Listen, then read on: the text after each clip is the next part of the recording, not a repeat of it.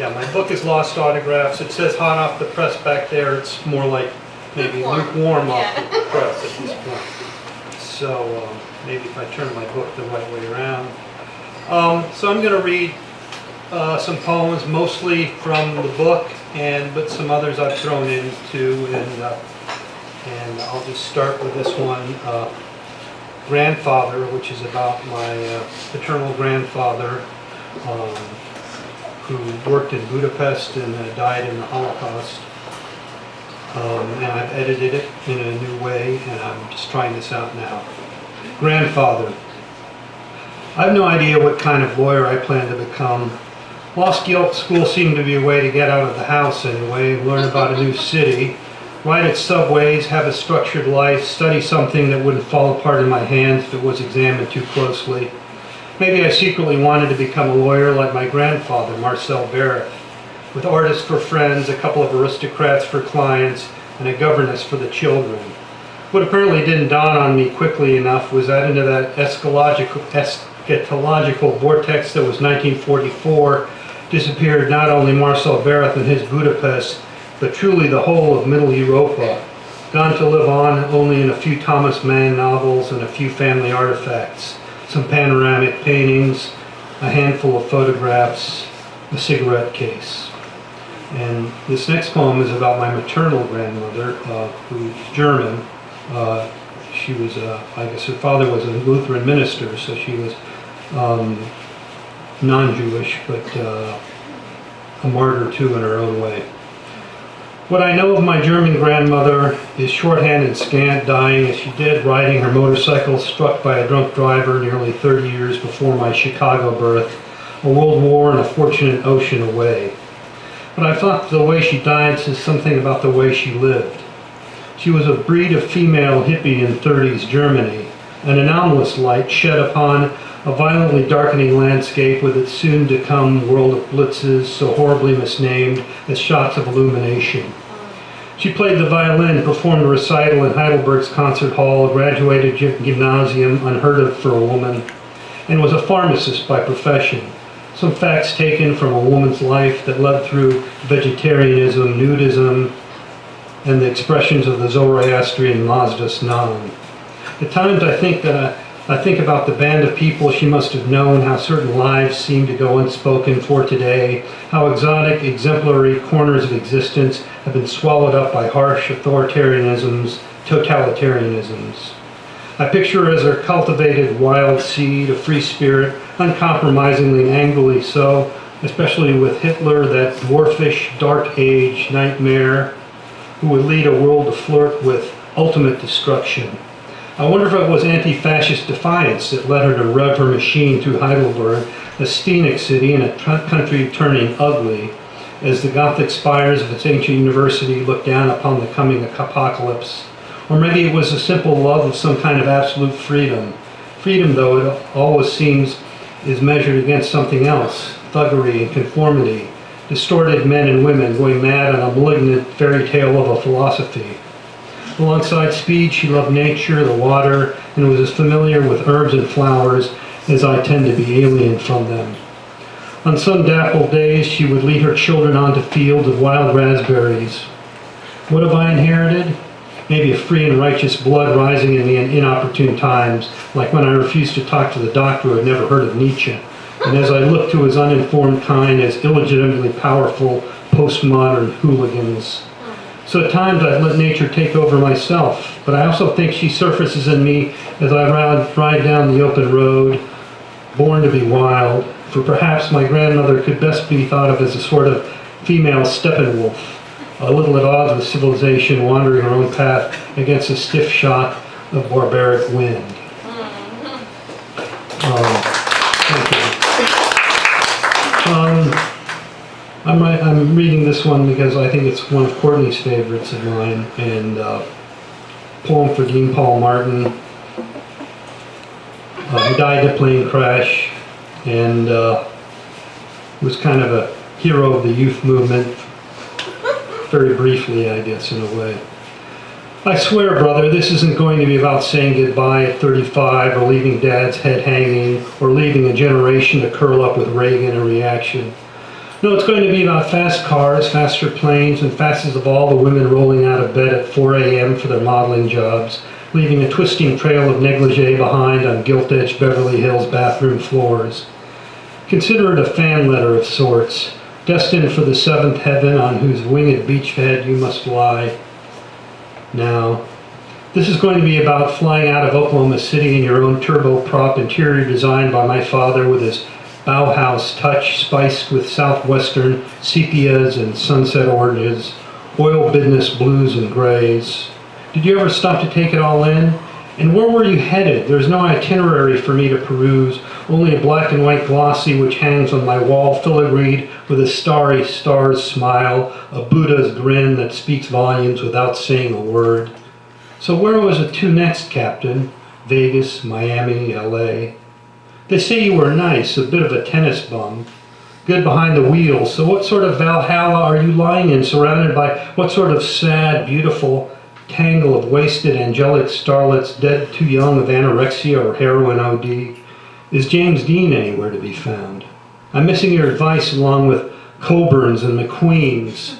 I wonder what your school of cool might have to say about me. I read the classics once. I like jazz. But I'm down here in a world on fire. Send the hook and ladder, brother.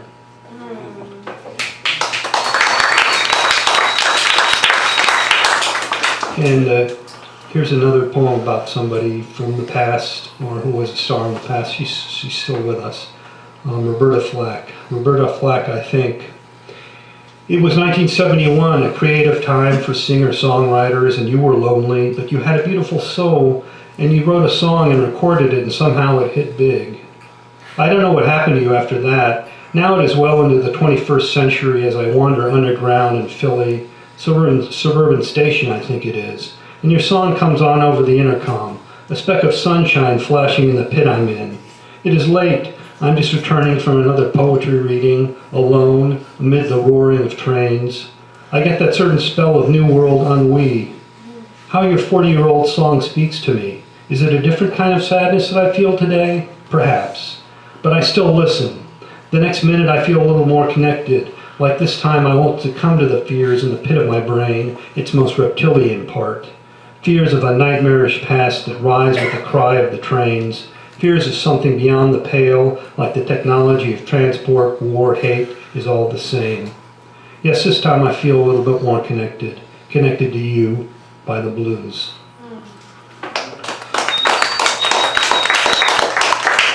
I spent a lot of time coming of age, growing up in the middle of America, and this is an example of one of the poems that came out of that experience. Lists. What was her name? I'm trying to remember, but it's lost in the haze of summer and the craze of adolescence. I remember the Holiday Inn pool back in Oklahoma, and a friend working at the motel as a bellboy, and how I used to sneak in leaving my bike at the gate, and my friend smirk under a rakish, oaky mustache. And this girl and I were making out in the pool, and her fingernails flared a bright orange as my hand fell under her bathing suit. And then we had submarine sandwiches somewhere around campus, and another friend was there with his girlfriend. But her name, the name of my girl, has been gone for decades. Oklahoma City, Albuquerque, Phoenix, Barstow. I remember her laugh, St. Louis, Philadelphia. Where she was from, Chicago, New York. Where she was headed, Heidelberg, Budapest. I have no idea. I have no recollection of how old she was, or I was, or where she went to school, but she was there, laughing in a summer afternoon. And she's part of my history and I hers, lazy, crazy, hazy, Larry, Curly, Moe, John, Paul, George, Ringo, Marx, Engels, Einstein, Freud, Jesus. People who come and go, who have come and gone, and this memory that sticks, that dwells in the back corridors of my mind of a sunny day and an intimate stranger. It's all right, Jesus. I know it hurts, I know it, man. The time for glory may be gone, and I don't even have a name. Speaking of the middle of the country, there was dedicating a whole reading to Lamont Steptoe, and I got chicken, and I didn't read the poem that supposedly was the cause of all the to-do, and I'd like to read it now. And this is Blues for the Sidekick after Lamont Steptoe. The scene is a movie that took place in St. Louis or Cincinnati. A river city is shaved north to be south. And it was a black guy who taught Dean Martin or Steve McQueen to shoot craps right, or was it to feel the blues for real? Or to tempt women to sigh softly? Maybe it was a shoeshine guy with a PhD in street and mudhole and riverboat who could sing as sweetly as the Mills Brothers. And it was poignant because he would be the guy that lent the leading man's soul, maybe blocked for Joe Namath, and was glad to do it because green-eyed Hungarians and soul brothers were often just about the same color.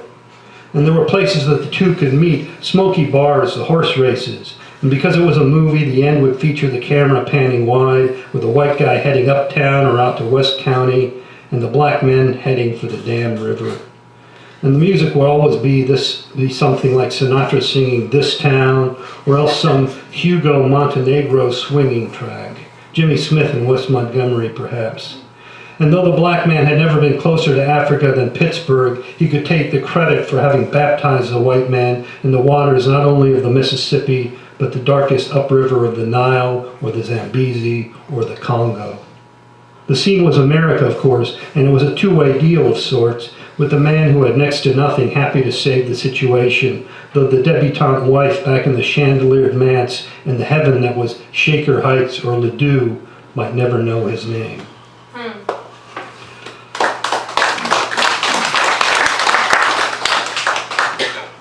It seems like the 80s really started in 1980 and ended in 89. It was like this thing that just happened. And I like to think that I have a little bit of experience at the time other than that, which really seems to be continuing to color our experience, the 80s. The 70s. Yeah, that was the decade. I was much older, playing out my dandy Don Meredith riffs on the playing field. My first goal, first French kiss, so many firsts. From the plains, I watched society flower, saw the many faces, crowded sidewalks, new faces, liberated faces, swinging hippie and skinny bodies below. America finally looking like itself, and easily so, in the mirror of its teeming crowds. The crowds I wanted to join one day. Do your thing, grow your hair, however it grew out. I remember Alan Woodward, an English soccer player who played for the Tulsa Roughnecks, and his booming 40-yard shots. How great to play, to shoot so sweetly. Whatever American town you might find yourself in, a decade drenched in sweetness, haloed by the looks of Oklahoma girls at the sun-soaked university swimming pool. We played keep away there, boys versus girls, stole our kicks with the grad students' ball, which reflected the sky's light as it trounced the spectral water surface. We celebrated our rebellion and our laid-back oil boom peccadillos. Somehow it seemed like we all eventually clashed from that beautiful burn, like rocket ships gone disastrously errant, some nosing the earth harder than others, and some further away from home. Thank you. 3-minute dream. St. Louis with lambent halo, schism of a river and a Scott Joplin rag at midnight, the aftermath of a lonely drug-addled moan across disordered and neglected Midwestern rooms, across the darkness of continents, centuries, bad evenings, twilights, cubist constructs bold and savage, a conquest by barbarians. I've been there before, facing the death of the soul at technology's boot heel, the metallic feeling on my neck. So heal me now, saints and martyrs, through the dark dew, show me the way past anger, to the peace at the end of the corridor, to the light at tunnel's terminus, to that final coming to terms with one's fate, one's mission, one's purpose. Drunk, I tripped through the tavern in its shimmering light, then hit the nighttime volleyball circuit with Chuck Speedy and the boys, a finger broken by the serve of a Pocono biker years after being taken down by the cops in my front yard. Bright angels do hide in the cover of a dark history sometimes. Once I thought about the possibility of living on another planet, Mars, Venus, the nearest one available, for haven't we failed the Earth? Other times thinking of a vegetarian regimen, of going organic, in a country running scared, of the world, of itself, of the blue notes of its geniuses. Through the mists we must still grow, breathing, injured, alive.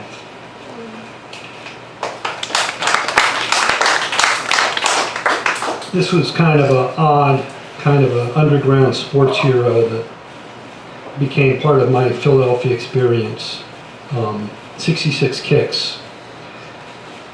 I'd watch Philadelphia Kicks indoor soccer in person or on broadcasts in a certain downtown bar, screens framing star turns of dancing women, twisting torsos, hips swiveling, and one player from the home team always stood out, legs like teetering pistons, feet caressing the ball, head dancing one way then another. Matt Knowles played the game like an American should. Now swing, Matt. Swing like you want all that fishbowl noise. Storming up from the defense, stroking the boards, sending a theater of the absurd shot on goal. No doubt Knowles wanted to win, but there were also nuances like that of some anti-hero actor playing his riffs out on the carpet. James Dean with number 66 on his back. Now get your kicks on Route 66, a number that chose you. Kick 'em hard, Matt, and come on back. A style that recalled 100 Sandlot games and a dozen hard-scrabble playgrounds, I'm guessing Kensington. As a captain, you would sometimes plead with the ref, fast talking and treatments above the din. Get things done, Matt. Take care of business. One got the idea that you listen to your share of vintage R&B, money, that's what I want, and all that jazz. Swing like you mean it, Matt. Swing. At home in a room with a Unitas as much as with Pele, Matt would find the right subject, the KO punch, the end zone pay dirt, running through the scene like a rumbling L, like a Ford Mustang hustling down some main drag. Matt Knowles ended up leaving town because of all things, his wife's job. Matt, I think of you up in Detroit, knee-deep in snow and huddled against the cold, missing Pat States but no stranger to the Motown sound. Maybe you sit on a stool and tell the bartender how it once was. Keep swinging and come on home to the city that loves you back. American heroes in danger, you read about it incessantly, and no one is around to tell it like it is anymore. And Philadelphia is a town that everyone seems to anoint through departure. Look, maybe you weren't the prettiest ever. Leave that to Ali. Shreds of other sports, hockey and baseball and football, fed into your style. And there was a hint of hobble to your gait, something like the gallop of a slightly injured racehorse. But you conveyed a look that ended up coursing through my mind again and again, lacing my dreams. You held up a century of tradition of German Hungarians and assorted wogs, calling out of the muck of the world to score big. And not without humor, self-deprecation, engaging attitude, spirit did you play. Didn't the girls love you? Like a thief I stole your moves, your moments, let them unfurl behind my eyelids. The scene, the local hero labors among a league of lesser men. Now swing hard, Matt, and score one for us all, winning the girls with the cash and the kicks, with the lash and the licks. So another Supreme Court decision, another disaster for the United States. Jasper Justice Roberts. I like the music that dares to achieve the lifestyle it suggests. A girl in every port, a superwoman in every hood, a pool table in every basement. Art that suggests that there's more to life than sitting in the suburbs and falling into a depression. For there are still heroics to be had in the jazzy, timeless stratosphere where Hugh Hefner is still enjoying one more Ella Fitzgerald blue note. That warm spot where such early 60s intrepidity of the soul survives. I think of Jimmy Smith and the daring do he teased out of the Hammond B3 and of the supranational mingling of styles, philosophies, beliefs, and ways to please one's man or woman. Makes me think of my time in West Philly learning all of the black arts I did there. The bongo sessions till daybreak. The relaxing pimps in their bars at 3 in the afternoon, Billy Paul playing on the jukebox, echoes of the city's yesteryear. But how to describe how there were really no yesterdays, no tomorrows, when every day was an immersion in a very immediate sort of luxury. Taste and interior design favoring early Caligula. And every night involved staving off a very final sort of riot. I think very scientifically now, but then I could feel the kind of vibe a Jehovah's Witness might send out, talking about the end times. It was a flight out beyond Newton, beyond Einstein, into a world of star explosions and spoonfuls of matter heavier than the sun.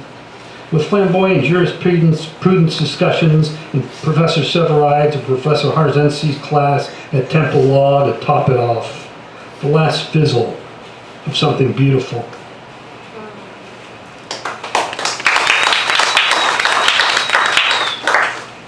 I'll read 2 or 3 more, and then I guess we'll have an open. White coats. Henry Miller's dream alive for 2 people in the bowels of a city where the only view of the ocean is a painting hanging on a wall. To melt in the middle of the day, to run like an ice cream cone down in closing fingers to the heat of the pavement below. I wondered what day, what year, what decade it might be. The laptop produced music which didn't give that prosaic secret away. Perhaps I understand now what those topless bathers were feeling on the rocks of Monte Carlo those 20 years ago, trying to get away from all of it, finally hitting the end of Europe on a hot August afternoon. At that time, a century and a continent lay between me and them. I wondered at them, at those who once flocked to Baden-Baden, Marienbad, who climbed the magic mountain in search of elusive clarity, the cure to it all. A frail constitution gone wrong, an illness that spoke no name but had the fingerprints of tyrants, failing bourgeoisie, failed orgies, stark geniuses, the swift jerk-like movements of migrations upon it. Well, I've been to the end of the United States, and what did I see? A mirror of an ocean, somehow a reflection of my soul, or perhaps that of some recumbent deity above, who only cared about the most beautiful things he created. The rest of us left to forage in a Hobbesian demonic darkness. The endless, indolent, calming rhythms of nature, dappled with sun like a Monet garden is dappled with light and color. It's hard to believe that the sea gets up in the morning, but it does, sometimes gray, angry. A person mirrored in the lake of a cool woman's eyes. Me. The intermingling sense of 2 people sending out a humid vapor that will one day float out over the ocean after being carried away by some stray outward wind, a breeze headed for the sea that has found its way to Philadelphia and seeks its home like some lost seagull hovering over the Delaware Bay. It's funny because surrounded by scientists as I once was, I no longer think the cure exists in a laboratory.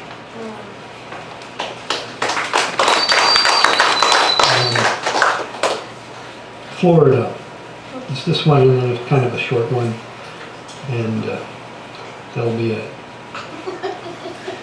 Some conversation among the night people triggered the memory, made me recall the sounds of choppers down the boulevard, the sickly warm breeze up from the beach, and the lines outside the nightclubs. An evening thrill concocted out of hard cider and bathed in an Eddie Van Halen solo. Wasn't she there those years ago, this girl from the other night?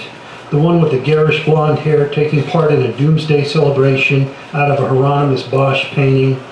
Satyrs chasing Amazons, philosophers shooting craps, students rioting for no other reason than the night was warm and the streets inviting.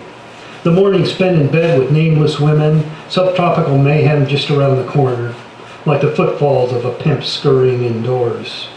The order that we go by, it seems so thin now, like it could crack apart at any moment, like some unfortunate store window, and we would all begin charging in for the stereos and the TV sets newly available, or lusting after suntanned women, Cuban women, African. In the motels and in the streets, driven on by jungle rhythms while by ordering brightly colored drinks at the bar. Phosphorescent nighttime delusions of a heady elan glowing like signs on the main drag, and driven by a rock star's wild abandon. If we listened to all the lyrics, we would know, wouldn't we? The glory and the gore of it. Or the things that almost happened and the things that happened, running with the bulls of Pamplona or the girls from Tampa Bay. And tonight, the night people, they must be the right people, staring at the embers of an age lost and found, thinking about a bikini that came unstrung, about the garment that was cast away, about a girl that surrendered her top to the New Orleans night, thinking about the drawers kicked across the floor, about charging up the street like a fullback from the State University up the middle for a 5-yard gain, full of Mahler, the Rolling Stones, the Doors, and the Red Hot Chili Peppers. And I'll end with this one, talking to Mr. Tate. Grady Tate, drummer, restraint, and outrage. Outrage? Outrageous, maybe. Isn't that what it really is, Grady? Like I'm in my penthouse, and it's 1965, and I've just come from the civil rights demonstration, perhaps heard Dr. King speak, or Billy Eckstein sing, or Harry Belafonte do a calypso number. Anyhow, I've got Joyride on the hi-fi, you, Stanley Turrentine, and the whole big band, but mainly you and Stanley, and that young kid from Grinnell, Iowa, Herbie Hancock on the piano. And I'm in bed with Stormy. And Stormy is doing what, Grady? Storming. And maybe I think I'm tired of running from the stormtroopers and the state troopers, but Stormy is putting off a full-blown hurricane, and I'm hardly a weatherman, can't make any predictions. Not like the prophets. Grady, did I ever tell you that I prefer my chicken cold and my women hot? Beauty, that money can't buy, but maybe rent. Especially Shane at the Conshohocken Ballet, and me in my sports jacket, out of my mind. Thank you.